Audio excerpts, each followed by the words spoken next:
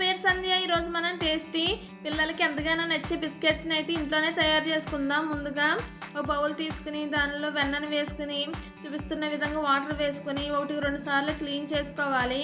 తర్వాత గ్యాస్ మీద పెట్టుకుని నెయ్యిని అయితే రెడీ చేసుకోవాలండి. చూస్తున్నారు కదా, ఈ విధంగా నెయ్యిని రెడీ చేసుకోవాలి.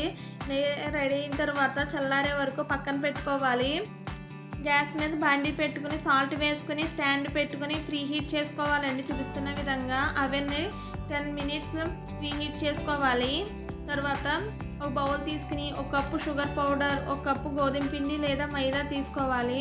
తర్వాత కొద్దిగా వంట సోడాను వేసుకోవాలి. ఈ విధంగా కలుపుకున్న తర్వాత ముందుగా రెడీ చేసి పెట్టుకున్న నెయ్యిని చూపిస్తున్న విధంగా కొద్దిగా వేసుకుంటూ ఒక చపాతీ ముద్దలా తయారు చేసుకుని పక్కన పెట్టుకోవాలి. తర్వాత బటర్ పేపర్ని తీసుకుని చూపిస్తున్న విధంగా స్ట్రేలో వేసుకోవాలి. ముందుగా రెడీ చేసి పెట్టుకున్న పిండిని చిన్న బాల్స్ కింద చేసుకుని చూపిస్తున్న విధంగా బిస్కెట్స్ లాగా ఒత్తుకోవాలి. బిస్కెట్స్ అన్నీ కూడా రెడీ అయిపోయిన తర్వాత ముందుగా ప్రీ హీట్ చేసుకున్న అవెన్లో ఈ విధంగా పెట్టేసుకుని 10-15 మినిట్స్ బేక్ చేసుకోవాలి.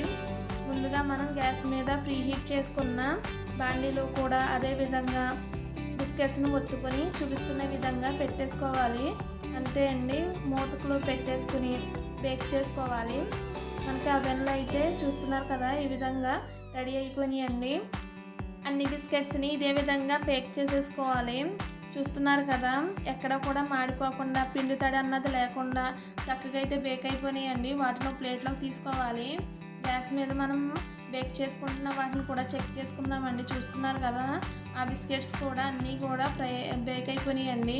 చూస్తున్నారు కదా, చాలా క్రంచీగా టేస్టీగా అయితే రెడీ అయిపోయాయి. వాటిని బాక్స్లో వేసుకుని స్టోర్ చేసుకుంటే టేస్టీ బిస్కెట్స్ రెడీ. మీకు ఈ వీడియో నచ్చితే please comment, like, share, subscribe. Bye.